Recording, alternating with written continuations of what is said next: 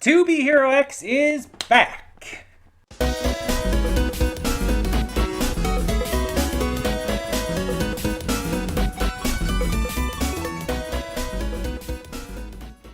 Hey everyone, welcome to Princess of Gay. I'm your host Connie, and today we are here with my blind reaction to episode 11 of Toby Hero X. So I have been waiting to get back to this for a while, because we put this on break back after the Lucky Cyan arc, with episode 10, well 8 through 10, in July. We did all 3 episodes together, and I put this on break for other stuff and to take a little break on this series. And I was wanting to get back to this ever since, pretty much, because I really enjoyed it. I really enjoyed the Lucky Cyan arc, as crazy as it was. Fucking zombies. But I want to see more of where this goes, because with all these different arcs focusing on all these different heroes and during different periods of time, I'm very curious to see how it does all come together in the end, and how we do, like, reconverge all these different storylines, where everything goes with it all. There's a lot of setup and a lot of confusion as well. There's certain things that we don't quite understand, like why Isol apparently killed, oh god, what's her name? The girl from the first arc. I can't think of her name at the moment, but why he killed her, apparently. And we saw that he was going down a dark path, but what led him to that? And it's just like so many questions and everything, so many things we have to account for, and there's going to obviously be plenty more. But one thing of note that I discovered since the last time we reacted, this is something I did not know at all. While obviously this is a donghua, Chinese animation, I did not know that Toby Hero X was from the same creator as Link Click. So let me make sure I get this name right, because I can be bad with that, and I apologize if I mispronounced it. But this is written, directed, created by Li Haoling. Li Haoling is, again, writer, director, just creator in general, who also created Link Click. And for those who haven't seen my Link Click reactions and don't know, Link Click is one of my favorite shows of all time. It is that good. And Toby Hero X has been really good as well so far. I wouldn't put it on the level of Link Click. While I like superhero stuff, I think it's the drama and the characters of Link Click that endear me to that just a little bit more. Because Link Click is a continuous story for the most part. While Toby Hero X is, like, segmented into these different arcs with different characters. So you have like 3-4 episodes to get invested in a character, and that can be sometimes hard. While Link Click, you have entire seasons with the same characters, the same cast. And I also just think I prefer Link Click in terms of its storytelling and drama as well, for the most part. But, again, Toby Hero X has absolutely impressed the shit out of me, and I'm very excited to see where it goes. There's a lot of characters from the opening that we haven't seen and stuff. So there's a lot more stories to be told. Now, I did find out one other thing since the last time I reacted to this that I did not know about. And I do consider this a spoiler. But unfortunately, it was spoiled for me in a couple different ways, and it wasn't really much I could do about it. But I warn everybody watching, please don't spoil me on stuff. Don't tell me anything that has not been revealed in the show yet, as of where I'm at. As of specifically where I am at in the show. Though this one, you could kind of already have figured out. I just personally didn't. You know the white-haired guy in the opening? Apparently, he's the number one. He's Hero X.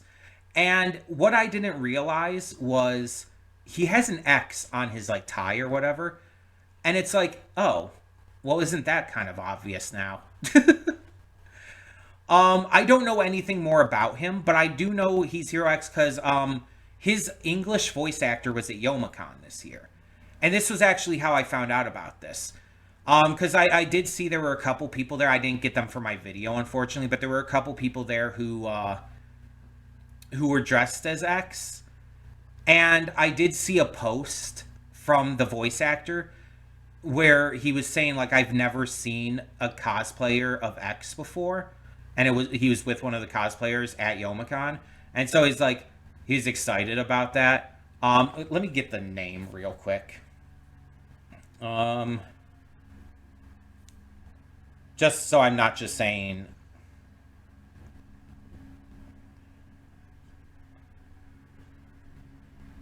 Just to make sure here. David Matranga? I'm not 100% sure how to pronounce it. But yeah, he was at Youmacon. And he made like a post about this on some social media. I don't remember which one it was. But I saw it and it's like, oh, well, okay. Like I said, that hadn't been like confirmed in the show, though. Again, he does have the X on his outfit, so I guess I probably could have figured that out. But I just hadn't. Because we haven't seen X in the show. We haven't seen this guy in the show yet. So I had no way to know that. They've mentioned him, but we haven't seen him. And so it's like, just didn't know. But again, I don't know anything about him in terms of personality, powers, etc.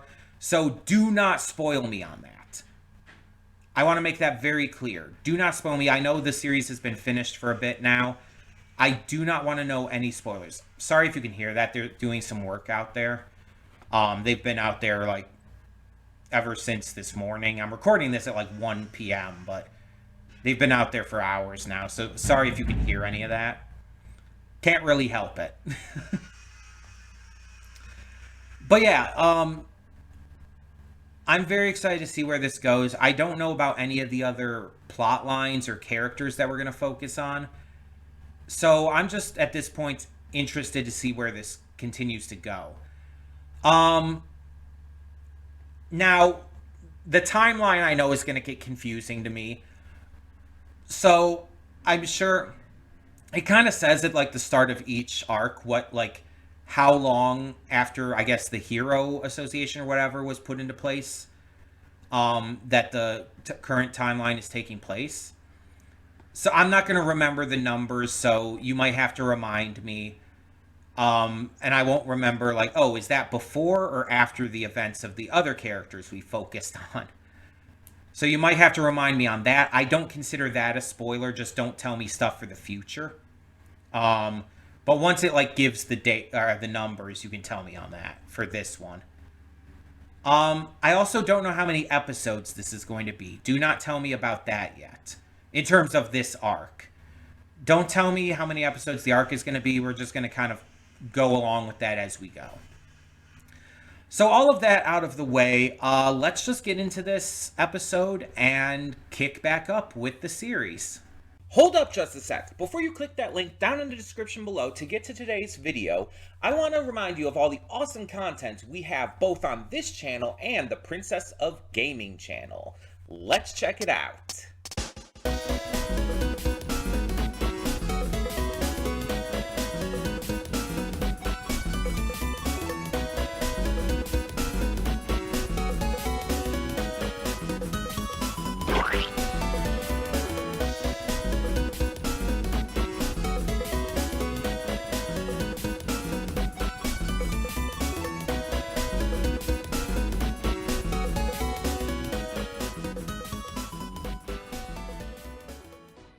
And we are back, and we'll begin with spoilers in 3, 2, 1, now.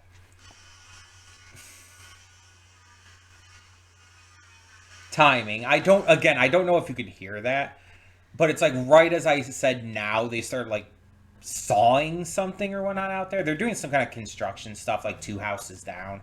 But like they have like trucks set up like in front of our house and the neighbor's house too, so I don't know what they're doing out there. Anyway, we have finally seen Hero X, or multiple Hero X's. We actually see three separate ones in this episode. Uh, Exxon or something like that, like was the previous Hero X. And then he is defeated by Boa in the tournament, and she becomes the new Hero X, or Miss X. X is a title. It's passed on to the top hero um, at the end of every tournament. So whoever wins the tournament keeps it.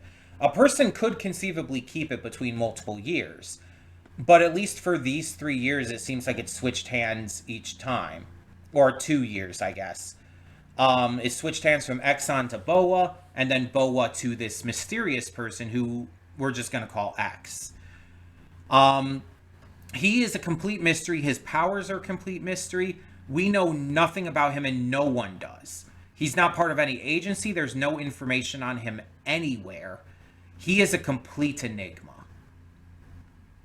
And so that's fascinating. Because like we've seen him in the opening. He's obviously a major character. He's obviously going to be like this big deal. But what is his deal? Um, we haven't even heard him speak yet. So it's going to be very interesting to learn more and figure that out.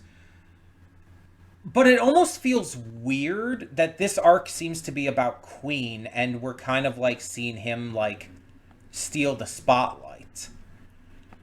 Because like this arc is about Queen. She like graduated university at 14. She's a literal super genius of her own design. She wants to become a hero in order to change the system because she feels the system is unfair, that it doesn't work as intended, and so she wants to change it. She wants to get rid of the hero rankings. She wants to get rid of like the entire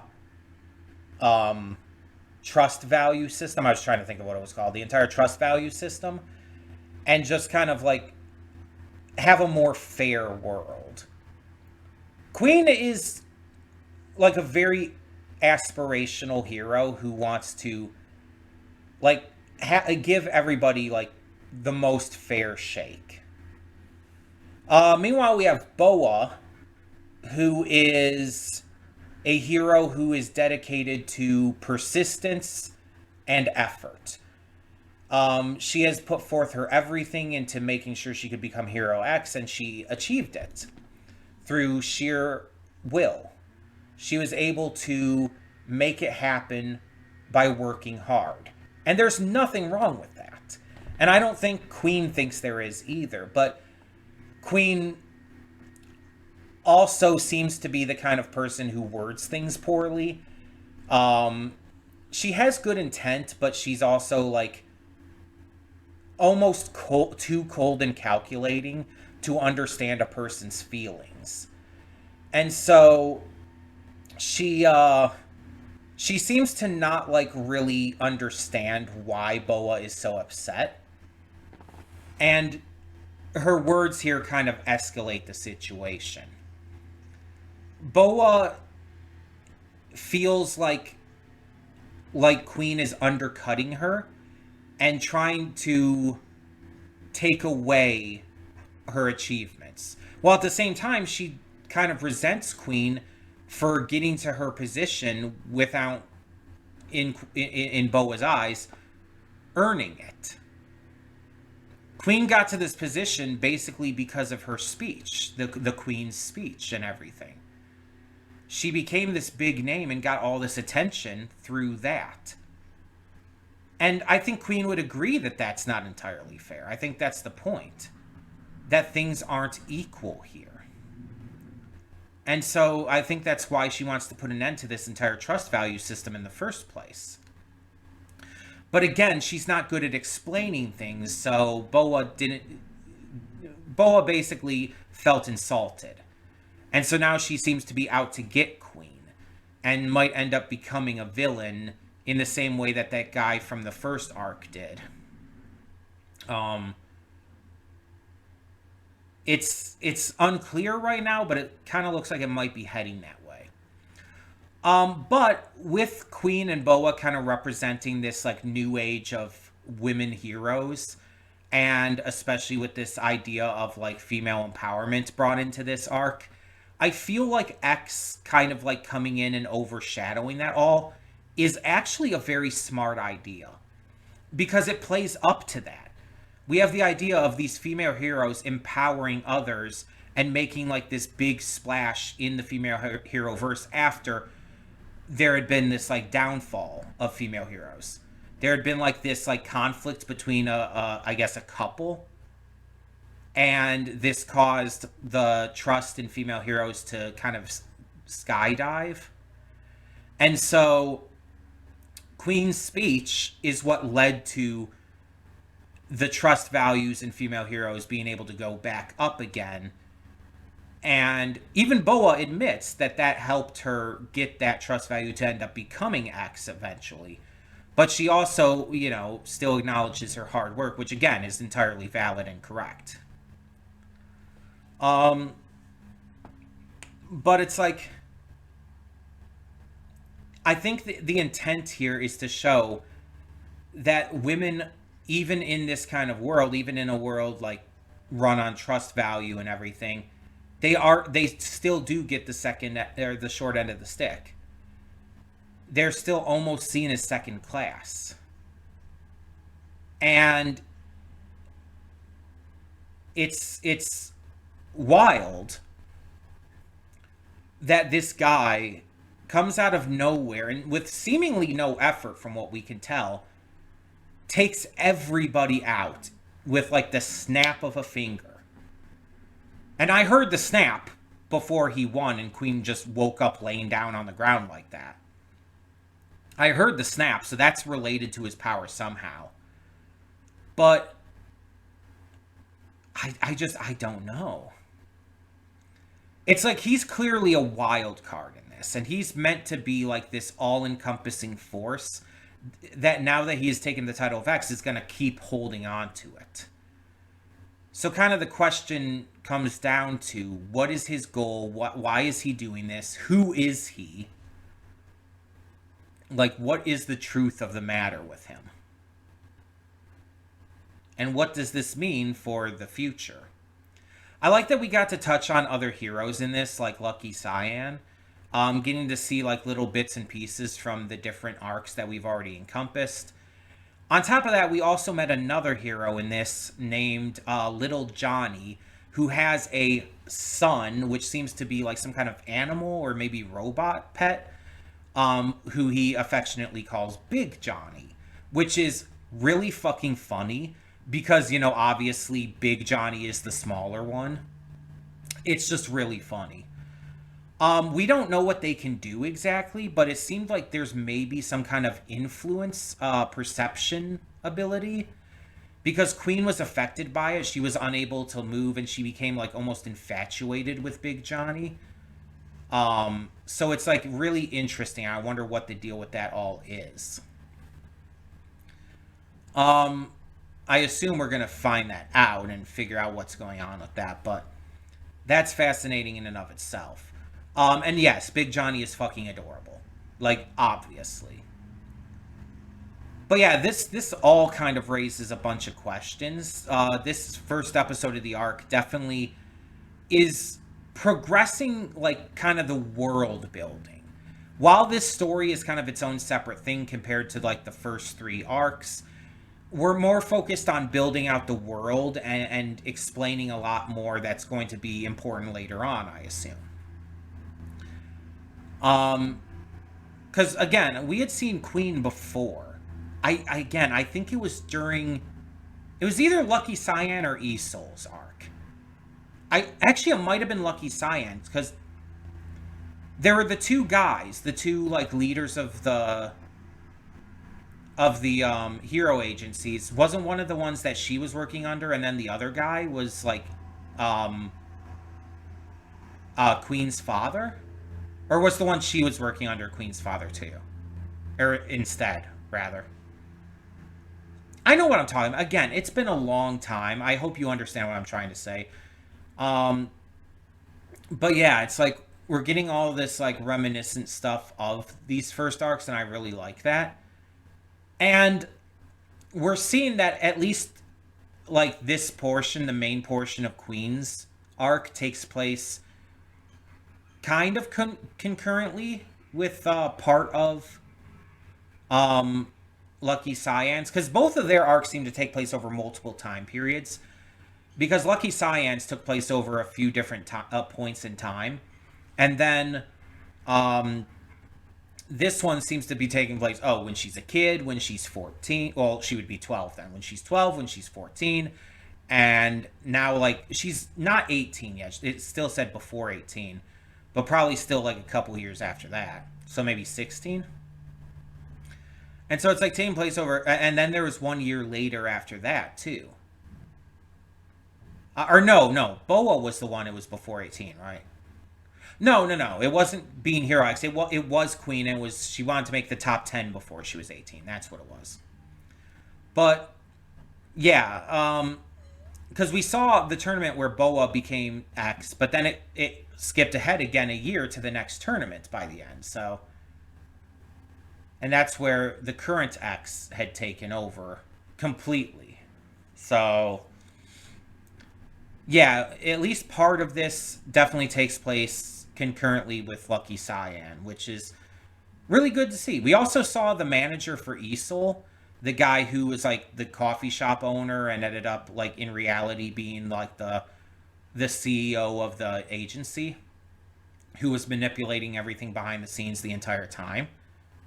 Because seriously, fuck that guy.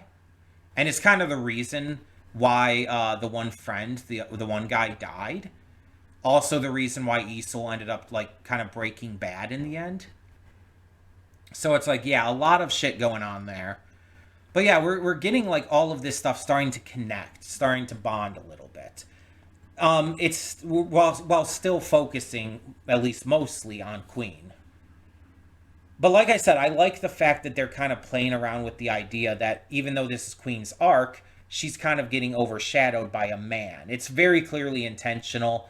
It's very clearly part of the entire girl power aspect to this arc, which is also kind of crazy that this is like a Chinese series expressing that, because China hasn't had the best history with stuff like that. So it's kind of the same thing with Link Click though. There's a lot of, let's be honest, queer lightness in Link Click. There's a lot of implication of queerness without being able to actually show it, because China's not great about that. But it's like there's a lot of chemistry, obviously, between Cheng Xiaoxi and Lu Guang, who everybody and their mother ships. But like there's even like a couple in the second episode, this female, this couple of best friends, both of them girls, in episode 2 of season 1, who are very fucking clearly a couple. It's not subtle at all, but they can't confirm it because China. So it actually kind of makes sense with this being the same creator, Li Haoling, that that he would touch on these kinds of social issues. It kind of reminds me of Shinichiro Watanabe, Japanese anime creator Shinichiro Watanabe, who made the likes of Cowboy Bebop, Samurai Champloo, Carol and Tuesday, Lazarus. He talks about so much stuff in his series, from environmentalism to queer rights and so much more. And it's kind of like that. So far, Li Haoling seems to be like trying to push the boundaries to do as much as possible with queerness, with women's rights and stuff, while also still sending a message. And I really love that. I really love that he seems to be like trying to push that boundary and trying to get that kind of messaging out there, even with like some censorship issues in that regard, with some like things he's not allowed to portray as much, or at the very least pressured into not doing so, even if like it's not like fully illegal. But yeah, I really like that, because that's an aspect of media that I've always really loved, when creators push those kind of boundaries intentionally and do things like to like make a statement without caring how the reaction is going to be. Like I've heard creators literally say, like, if you are upset about me putting like queerness or whatever in my series, in my movie, in my game, well then fuck you. Basically, that's basically what it's come down to. I've seen like creators say that kind of stuff, and I've seen actors say that kind of stuff as well. And it's like, it's always great to see that kind of just like aggressive positivity, you know, like solidarity with these marginalized groups, while also being like very outspokenly aggressive about it. I love seeing that kind of thing. And I love seeing creators force that into their shows, even if they do have to be subtle, in order to make sure that it's represented. Dana Terrace did a lot to get representation in the Owl House, and now, like, she's even basically giving a big middle finger to Disney because of AI shit, and basically saying, Pirate Owl House, just do it. I don't care. Fuck Disney. And she's also, you know, making Knights of Guinevere with Glitch, which is also just a big fuck you to Disney. And it's like, I just love seeing this kind of stuff. I love seeing creators like get sassy with like showcasing representation and stuff. Um, so yeah, this was a good start to the arc. While also raising a lot of questions, it also gave us a lot of answers. It gave us a lot to think about, a lot to look forward to, and a lot of like memories from the past arcs. And I'm, you know, the funny thing is, I'm kind of glad that I took so long to get back to this, that I did take a break, because coming back to this and seeing all these characters and reminiscent aspects from the previous arcs, while also giving us X, who again I found out about in between, but still having that reveal and having it like X is just a title that anyone can hold, and getting three different people who have held the title in this, it's like, it feels like this is a great episode to come back to. I came back right at exactly the right time. I took my break at the exact right moment. I'm so glad I chose to do it like this, because that's just, you know, pure coincidence. I didn't know this was going to happen. I had no clue what this next arc was even going to be. But it's like, it just shot out of a cannon, basically, right from the start. So, as I said in the pre-thoughts, though, no spoilers. Do not tell me how many episodes this arc is. Do not tell me anything that's going to happen. And don't tell me anything that just has not been revealed by this point in the show. So, that being said, thank you so much for tuning in. Let me know your thoughts on this episode. And if you can confirm some of the stuff from previous episodes that I was wondering about, please feel free to do that. That's fine. Like, okay, one of these is Queen's father and everything.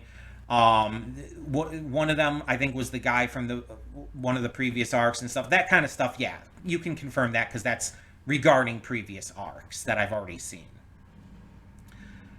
But that being said, thank you as always so much for tuning in. I'm Connie, and I'm signing off. See y'all next time.